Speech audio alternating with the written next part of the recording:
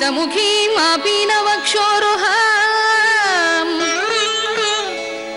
पाणिभ्याम् अलिपूर्णरत्नचषकम् रक्तोत्पलम् बिभ्रति सौम्याम् रत्नघटस्थरक्तचरणाम् ध्यायेत् पराम् अम्बिकाम्। तस्य ये शत्रवः सन्ति निहन्ति शरभेश्वरः यो वा अभिचारं कुरुते नाम सहस्रपाठके तस्य ये शत्रवस्तेषां నిహంతి శరభేశ్వరః. హయగ్రీవుడు అగస్త్యునికి తెలియచేస్తున్నాడు లలిత సహస్రనామ పారాయణ శక్తిని. పూర్వులు ఏం చెప్పినా దానికి ఏదో ఒక ఉదాహరణని చెప్పేవారు తప్ప గాలికి మాత్రం చెప్పేవారు కాదు.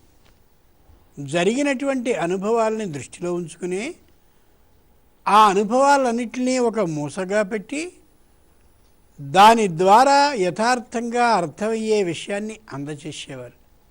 అయితే ఏ హయగ్రీవుడు ఏ అగస్త్యుడు ఇద్దరూ ఒకరు చెప్పడం ఒకరు వినడం చేశారో దానికి సంబంధించినటువంటి ఉదాహరణల్ని ఆ కాలంలో ఉన్న వాటిని మనం తెలుసుకోలేం కాబట్టి మన కాలంలో ఉన్నటువంటి వాటిని చూసుకుని ఇవి ఆ కాలపు ఆ వాక్యాలకి సంబంధించిన ఉదాహరణలుగా మనం భావించుకోవాలి. అంటే హయగ్రీవుడి కాలం ఏ అగస్త్యుడి కాలం ఉందో ఆ కాలంలో ఈ ఉదాహరణ జరిగి ఉండాల్సిన అవసరం లేదు. ఈ కాలంలో అలాంటిది ఏదైనా ఉదాహరణ జరిగి ఉంటే ఈ జరిగి ఉన్నటువంటి ఉదాహరణ ఆవేళ చెప్పినటువంటి ఆ సూత్రానికి సంబంధించిన ఉదాహరణగా భావించుకోవాలి అన్నమాట. యోవా అభిచారం కురుతే నామ సహస్రపాఠకే. లలిత సహస్రనామాలని పఠించేటటువంటి వాడి విషయంలో ఎవరైనా అభిచారాన్ని చేస్తే అంటే ఏ చేతబడో బాణామతో బ్రహ్మరాక్షసులో మరోటో వంటి ప్రయోగాన్ని చేస్తే నిహంతి శరభేశ్వరః. అమ్మవారి సూచన మీద అయ్యవారు సంపూర్ణంగా అలాంటి కష్టం నుంచి తొలగిస్తాడు అని దీనికి అర్థం. కాబట్టి ఎక్కడైనా ఈ విధమైన చేతబడి వంటి ప్రయోగం జరిగితే అబో చేతబడి చేశారని ఎవరి దగ్గరికో వెళ్ళి ఏదేదో చేయాల్సిన అవసరం లేదు. బాగా గుర్తుంచుకోండి. అలాంటిది ఏదైనా మీకు అనుమానం కలిగినా అలాంటిది ఏదైనా ఆలోచన పుట్టినా అలాంటి బుద్ధి ఎవరైనా పుట్టించినా యోవా అభిచారం కురుతే నామ సహస్రపాఠకే నిహంతి శరభేశ్వరః. లలిత సహస్రనామ పఠనం మాత్రమే దానికి ఔషధం. ఎవరు చేశారు, ఎక్కడ లాభాన్ని పొందారు, ఎక్కడ ప్రయోజనాన్ని సాధించారు, ఆ విధమైన చేతబడి బాణామతి ఇంకేవో ఆ ఇబ్బందుల్ని పడకుండా యువతలకు వచ్చారు. చూడాలి. భోజ మహారాజు కాళిదాసు వీళ్ళ కథలని లోకంలో మనకు కనిపిస్తూ ఉంటాయి. భోజ కాళిదాస కథలు అని సామాన్యమైనటువంటి కథలు మాత్రం కావవి. భోజుడు అద్భుతమైనటువంటి మందిరాన్ని కట్టించాడు, చెప్పలేనంతటి అమోఘమైన సౌకర్యాలు ఉండేలా. కానీ చిత్రం ఏమంటే ఆ భోజుడికి కాళిదాసుతో ఉండేటటువంటి అనుబంధం పండితులకి నచ్చేది కాదు. పండితుల్లో ఇదో జబ్బు ఉంటుంది కొందరికి. బోద్ధారో మత్సరగ్రస్తా అని ఆయన బాగా చెప్తుంటే వీడి కోపం, వీడి బాగా చెప్తూ ఉంటే ఆయనకి ఒళ్ళుమంట. ఈ జబ్బు ఉన్నటువంటి వాళ్ళు ఆ లోకంలో కూడా ఉన్నారు. అది ఇప్పటికీ కొంతమందిలో జబ్బు ఉంటుంది. అదిగో ఆ వ్యాధిగ్రస్తులైనటువంటి వాళ్ళు ఏం చేశారు, కాళిదాసు స్వయంగా భోజుడి దగ్గర ఉన్నాడు కాబట్టి నీలాయనా సరే పంపించేయాలని ఆలోచించి ఆ బ్రహ్మరక్ష ప్రయోగాన్ని చేశారు. ఏది ఆ సౌధంలోనికి అంటే ఆ కట్టేటటువంటి పెద్ద ఏ సౌధం అయితే ఉందో ఆ కట్టేటటువంటి మందిరంలోకి వడ్రంగులు, తాపీవాళ్ళు, ఇతరమైనటువంటి శిల్పులు, ఇంకా ఇంకా అందరూ కలిసి కదా ఆ పనిని చేయాలి. దానిలోనికి ప్రవేశిస్తే చాలు, ఒక్కసారిగా అవాంతంగా బీభత్సకరమైన భయంకరమైన పిశాచ ధ్వనులు, శబ్దాలు, అరుపులు, మెరుపులు ఏవేవో కలిగి ఎవ్వరూ అక్కడికి అసలు వెళ్ళడానికి సాహసించని కార్యం చేశారు వాళ్ళు. దాన్ని బ్రహ్మరక్ష ప్రయోగం అంటారు. ఒకవేళ శిల్పులు, ఈ చెక్కేవాళ్ళు, ఈ వడ్రంగులు, ఈ తాపీవాళ్ళు రాత్రి నిద్రపోయారా, పొద్దునకు ఉండేవాళ్ళు కాదు. ఇలాంటి విధానం సాగుతూ ఉంటే భోజమహారాజు తనకిగా ఏర్పాటు చేసుకున్న మందిరం, తాను ఉండడం కోసం ఏర్పాటు చేసుకోవాలనుకున్న మందిరం ఒక కలగా మిగిలిపోయింది. ఎప్పుడు ఎవరు అక్కడ రాత్రి నిద్రించినా చాలు, వెంటనే అయిపోతుండేవాడు. రక్తం కక్కుకొని చావడమో, లేక తల అలా తెంపబడి చచ్చిపోవడమో ఎలా దొరుకుతూ ఉండేది. చాలా తీవ్రమైన దుఃఖం, విచారం కలిగాయి భోజుడికి. కాళిదాసుతో చెప్పాడు. ఆయన ఏ విషయం ఉన్నా కాళిదాసుతో చెప్పేవాడు. ఆయన వెంటనే అన్నాడు, నన్ను ఒక్కసారి రాత్రికి పడుకోనిస్తారా, పెడతానని. పండితులకి ఆనందమైంది. వీడితో ఈ రాత్రికి వెడతాడు, భోజుడు చెప్పిన కారణంగా కాళిదాసులోనికి వెడతాడు, ఈ రాత్రి నిద్రిస్తాడు, ఇక్కడితో మనకి కాళిదాసు పని అయిపోతుంది. రేపటి నుంచి ఇంకా మనమే మహాకవులం, మనమే మహా విద్వత్కవులం, మనం ఇంకా రాజుగారి సమ్మానాలని బాగా పొందొచ్చు, వీడు అడ్డుగా ఉంటున్నాడు. ఇట్లాంటి ఊహలేవో వాళ్ళు చేసుకున్నారు. ఆయన పేరు కాళిదాస. బాగా ఆలోచించాలి. కాలహ అంటే యముడు అని అర్థం. కాలహ అస్య వశే వర్తత ఇది కాళిహి. ఏ కాలం అనేది అంటే లయం అనేది ఎవని యొక్క వశంలో ఉంటుందో ఆ వశంలో ఉంచుకోగలిగిన శక్తిమంతుడు శంకరుడు. అంచేతనే ఆయన్ని మృత్యుంజయుడు అంటారు, మృత్యువుని జయించినవాడని. అందుకనే ఎవరైనా దురదృష్టవశాత్తు మరణించేటటువంటి స్థాయిలో ఉన్నట్టయితే మహామృత్యుంజయం జపం చేయండి, మహామృత్యుంజయ హోమం చేయించండి అంటారు. అదేదో బ్రాహ్మడు కాజేయడానికి కాదు, వీడిని బతికించడానికి. ఆ అదృష్టం ఉంటే చేయించుకుంటాడు, లేకపోతే వెళ్ళిపోతాడు. ఎంతో స్పష్టంగా వాళ్ళు ఏర్పాటు చేసిన విధానం. ఈయన కాళిదాస. కాళిహి అంటే శంకరుడు, కాలాన్ని తన వశంలో ఉంచుకున్నవాడు, లయ శాఖని తన యొక్క అదుపులో ఉంచుకున్నవాడు. అటువంటి కాళికి దాసుడు ఆయన. అంచేత నిత్యము అమ్మవారి యొక్క సంపూర్ణమైనటువంటి పఠనాన్ని, నామ పఠనాన్ని చేయకుండా ఉండేవాడు కాదు. కాళిదాసునికి ఆరాధ్యురాలు భువనేశ్వరీదేవి. భువనేశ్వరి ఎవరో కాదు, లలితాదేవి యొక్క స్వరూపమే. భోగిని భువనేశ్వరి ఆవిడ. ఆ భువనేశ్వరి ఆలయానికి వెళ్ళి నిత్యం అక్కడ అనుష్ఠానం చేయిందే కాళిదాసు ఎక్కడికి వెళ్ళేవాడు కాదు. అలాంటి వాడు నాకు అండగా నా భువనేశ్వరీదేవి ఉండగా నాకేం జరుగుతుంది అని ఆ రాత్రి నిద్రించడానికి వెడితే పండితులు ఆనందపడ్డారు. లోకంలో కాళిదాస్ అంటే ఉండే అభిమానం కలిగిన మహానుభావులు అందరూ ఏం జరగబోతోందో అని భయపడ్డారు. కొంతమంది జరిగేదేమిటో విచిత్రంగా, వినోదంగా, ఆశ్చర్యకరంగా చూద్దాం అని అనుకున్నారు. కాళిదాసు వెళ్ళాడు రాత్రి నిద్రించడానికి. రాత్రికి 4 యామాలు ఉంటాయి. యామము అనేదాన్నే జాము అంటారు. జాము అంటే 3 గంటల కాలాన్ని జాము అంటారు. పగలు 4 జాములు, రాత్రి 4 జాములు, మొత్తం 8 జాములు. రోజుకి 8 3 24 గంటలు. ఏదో సాయంత్రం 6 గంటలకి వెళ్ళాడని అనుకుందాం కాళిదాసు. మొదటి జాము కాగానే, అంటే రాత్రి 9 కాగానే బ్రహ్మరక్ష ప్రవిశ్య, బ్రహ్మరాక్షసుడు రానే వచ్చాడు. చూశాడు, నిద్రిస్తావాడిని. ఈయన అప్పటికే నిద్రపోతున్నాడు. అదేమిటండి 9ంటికే అలా నిద్రపోతారు? మేము 1 గంట వరకు నిద్రపోయినటువంటి పుణ్యాత్మలం ఈ లోకంలోని. ఇదే నిశాచరత్వం అంటే. రాత్రి మేల్కోవడం, పగలు దున్నపోతుల్లా నిద్రపోవడం అంటే బాగుండదు, కాబట్టి ఆండలేదు అన్నారు ఎవరో ఒక పెద్ద ఆయన. కాళిదాసు మొదటి జాములోనే నిద్రించాడు, అంటే 9 గంటలకే నిద్రించాడు ఆయన. ఇప్పటికీ చూడండి, పల్లెటూళ్ళలో ఏడైతే అందరూ అలా వీధిలో మంచాలు వేసుకుని సుఖంగా గాలికి 7:30 కల్లా నిద్రలోకి వెళ్ళిపోతారు. అది చాలా ప్రాతకాలం కాబట్టి ఆయన వెంటనే నిద్రలోకి వెళ్ళిపోయాడు. ఆయన వెంటనే బ్రహ్మరక్ష ప్రవిశ్య, బ్రహ్మరాక్షసుడు రాని వచ్చాడు. తన్ముఖాలోకమాత్రేణ, చూశాడు కాళిదాసుని. లలిత ఉపాస్తి తత్పరః, లలితాదేవిని నిరంతరం ఉపాసించేటటువంటి ముఖంగా కనిపించింది. వెంటనే మింగడానికి ఆలోచించిన వాడు, అందరినీ తినేసినటువంటి వాడు, ఎందరినో సంహరించినటువంటి వాడు ఈ కాళిదాసుని చూసి ఆగాడు, ఏం చేయలేకపోయాడు. ఆ బ్రహ్మరాక్షసుడు మామూలు బ్రహ్మరాక్షసుడు కాదు, మహాద్భుతమైన వ్యాకరణ శాస్త్రాన్ని చదువుకుని కోరిక తీరక మరణించిన వాడు కాబట్టి బ్రహ్మరాక్షసుడు అయ్యాడు. కోరిక తీరకపోతేనే బ్రహ్మరాక్షసులు అవుతారు వాళ్ళు. అదిగో ఆ పద్ధతిగా వ్యాకరణ శాస్త్రాన్ని చదివిన వాడేమో వెంటనే కాళిదాసుని లేపాడు. ఎవరు నువ్వు? ఈ అమోఘమైనటువంటి సౌధాన్ని కడుతున్న ఈ ప్రదేశంలో నేను ఇక్కడ ఉంటా, ఇది నా మందిరం, నువ్వెవడో నిద్రపోయేది. నేను ఇక్కడికి వచ్చాను, నన్ను పంపించాడు రాజుగారు ఉండమని, నేనున్నాను. అయితే సరే, 4 జాముల పాటు నేను 4 సమస్యలని నీకు ఇస్తా.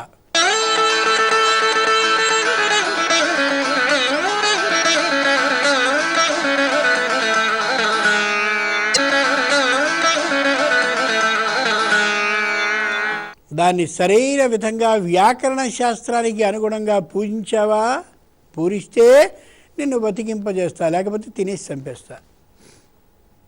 ఎక్కడైనా బ్రహ్మరాక్షసుడు అంటూ కనిపిస్తే ఈ ప్రశ్నకి సమాధానం చెప్పు, సమాధానం చెప్పకపోతే మింగేస్తాను, లాంటి మాటలు మాట్లాడతాడా? దానికి కారణం తన్ముఖాలాభమాత్రేణ ముహ్యే లోకత్రయం మునే. లలితా సహస్రనామ పఠనాన్ని చేసినటువంటి వ్యక్తి ముఖాన్ని చూస్తే అపచారాన్ని అపకారాన్ని చేయాలనే బుద్ధి అవతలి వాడికి పుట్టదు. అయినా పుట్టింది అని అంటే అంత సంపూర్ణంగా ఇతడు లలితా సహస్రనామ మననాన్ని అలాగే ఉపాసనని చేయని వ్యక్తిగానే లెక్కించుకోవాలి. ఇందులో అనుమానం ఏమాత్రం ఉండేది. కాళిదాసును చూడగానే బ్రహ్మరాక్షసుకి తినాలనే బుద్ధి పుట్టలేదు సరిగదా, ఓ ప్రశ్నకి సమాధానాన్ని చెప్పించుకోవాలనే ఊహ కలిగింది. వెంటనే అన్నాడు సర్వస్యద్వే. ఇది వ్యాకరణంలో సూత్రం, సర్వస్యద్వే పూరించన్నాడు. సర్వస్యద్వే సుమతి కుమతి సంపదాపత్తి హేతు. కాళిదాసు అన్నాడు సర్వస్య, ఈ ప్రపంచం మొత్తానికి ద్వే, ఇద్దరే యోగ్యులున్నారు. ఎవరు? సుమతి కుమతి. సుమతి అంటే మంచివాడు, కుమతి అంటే దుర్మార్గుడు. సంపత్ ఆపత్తి హేతు. మంచి బుద్ధి కలిగిన వాడి వల్ల సంపద పెరుగుతుంది, దుర్మార్గపు బుద్ధి కలిగిన వాడి వల్ల ఇబ్బంది కలుగుతుంది. సర్వస్యద్వే సుమతి కుమతి సంపదాపత్తి హేతు. కాబట్టి మంచి జరగాలన్నా చెడు జరగాలన్నా ఇద్దరే దానికి కారణం అవుతారయ్యా. మంచి జరగాలి అని అంటే మంచి బుద్ధి కలిగి ఉండాలి, చెడు జరగాలి అంటే దుర్మార్గపు బుద్ధి కలిగి ఉండాలి. ఈ ఇద్దరి వల్ల మంచి చెడు అనేవి లోకానికి కలుగుతున్నాయి అనే అర్థంతో ఆ సర్వస్యద్వే అనే శ్లోకాన్ని ఈ సాహిత్యపరంగా పూరించాడు కాళిదాసు. మహాద్భుతమైనటువంటి సాహిత్య విధానం తెలుసున్న కవి కాబట్టి. బ్రహ్మరాక్షసుడు ఆనందపడ్డాడు, వెళ్ళిపోయాడు. దానికి కారణం అమ్మవారి యొక్క రక్ష వెనకాలండడం.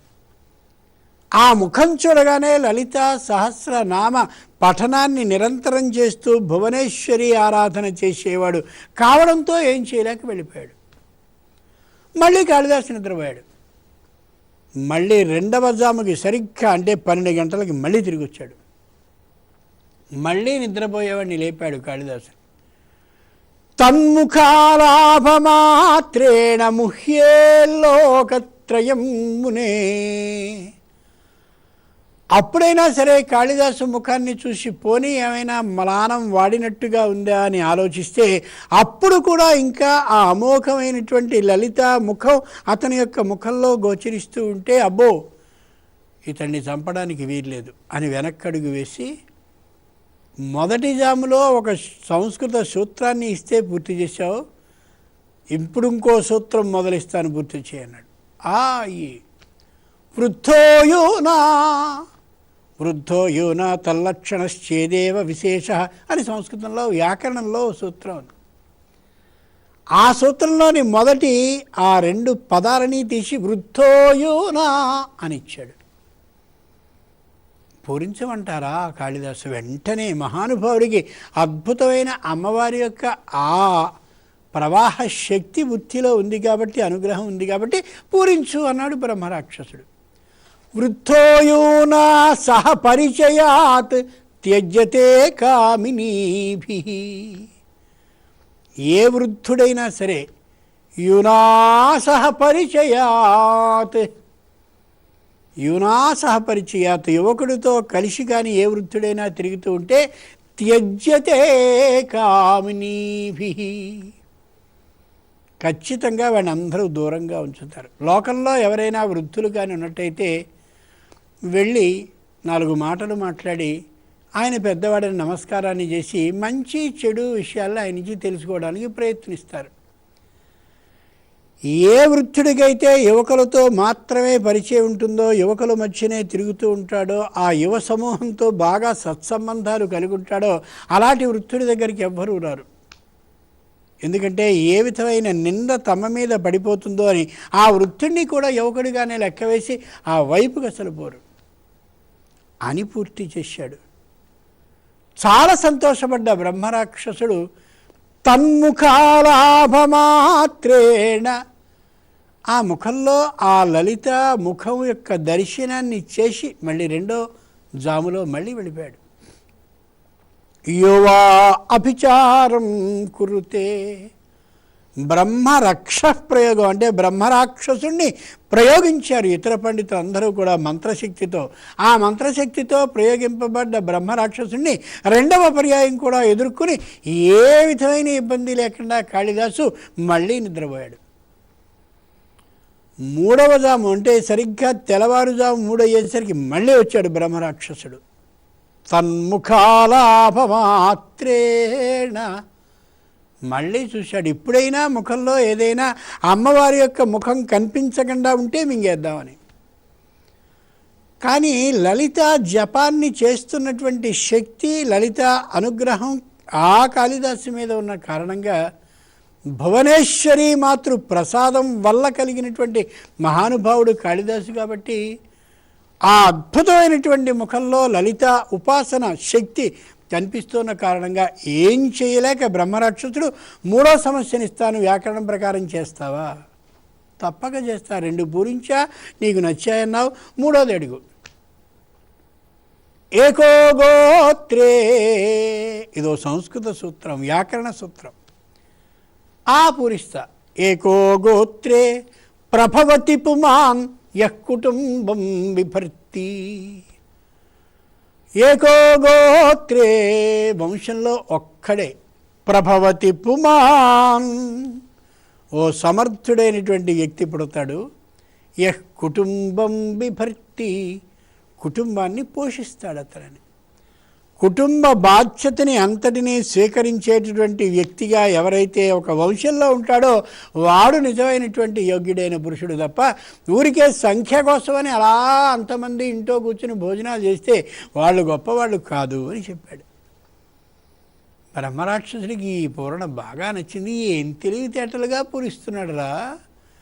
ఆ ముఖంలో అమ్మ కనిపిస్తోంది, సంపూర్ణ అనుగ్రహం ఇతడి మీద ఉంది అని అనుకుని మళ్ళీ వెళ్ళిపోయాడు. 4వ జాము అంటే తెల్లారుజామున సరిగ్గా 6 గంటలకి ముందు భాగంలో వచ్చాడు మళ్ళీ. అప్పటికి కాళిదాసు అనుష్ఠానం కోసమని స్నాన సంధ్యావందనలన్నీ ముగించేసుకుని, సంధ్యావందనాదులన్నీ ముగించుకుని సిద్ధంగా ఉన్నాడు బ్రహ్మరాక్షసునితో చివరి పాదాన్ని పూరించడం కోసం. స్త్రీపుంవచ్చ, స్త్రీపుంవచ్చ అనేది సంస్కృత వ్యాకరణంలోనో సూత్రం.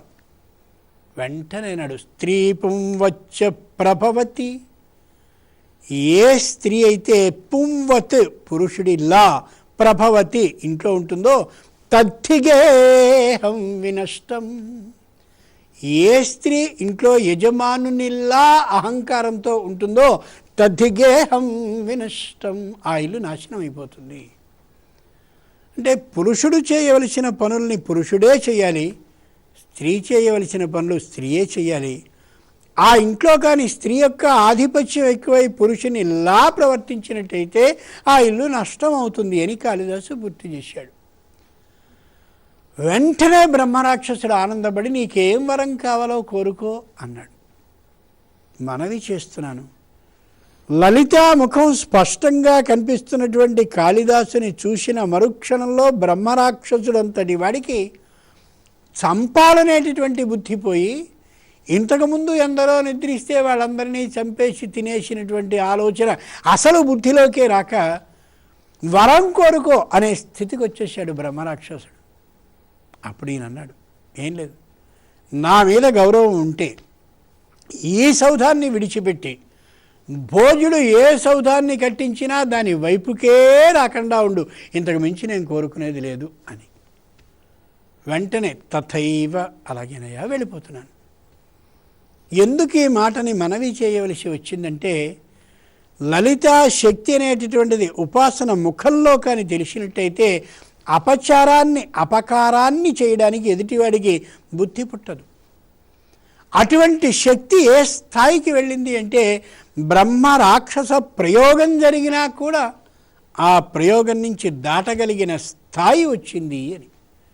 కాబట్టి లోకంలో చాలామంది భయపడిపోతూ ఉంటారు. మా మీద ప్రయోగం చేశారండి, మా మీద అది చేశారు, ఈ చేశారు, ఈ పని చేశారు, ఆ పని చేశారు, మా మీద చేతబడి చేశారు, ఏవేవో అంటుంటారే.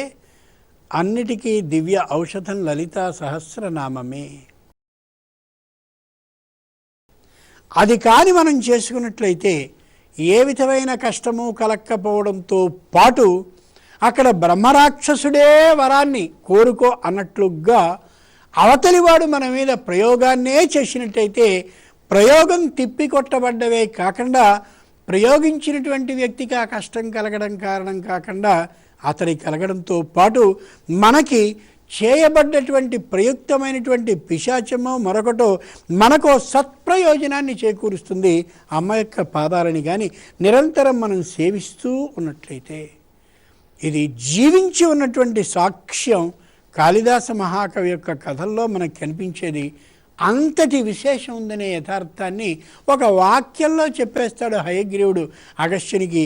మనం ఉదాహరణప్రాయంగా తెలుసుకున్నాం. కాబట్టి యోవా అభిచారం కురుతే లలితా నామ పాఠకే, లలితా సహస్రనామ పాఠాన్ని అంటే పఠనాన్ని చేసేటటువంటి వ్యక్తి విషయంలో ఎవరైనా కానీ అభిచారాన్ని అంటే ఈ విధమైన చేతబడి ప్రయోగాలు కానీ చేస్తే నిహంతి శరభేశ్వర, లలిత భర్త అయినటువంటి శంకరుడు నిశ్చయంగా వాళ్ళని వధిస్తాడు అని. కాబట్టి ఏ విధమైనటువంటి ఈ ప్రయోగాలు జరిగాయని ఎవ్వరూ బాధపడాల్సిన అవసరం లేదు. లలితా సహస్రనామ మననాన్ని చేసుకుంటే చాలు, నిశ్చయంగా ఆ కష్టాలు తొలగుతాయని, ప్రయోగం ఏమాత్రమూ పనిచేయదని అద్భుతమైన సాక్ష్యాన్ని ఆ హయగ్రీవుడు ఈ అగస్త్యునికి ఇస్తూ ఉన్నాడు.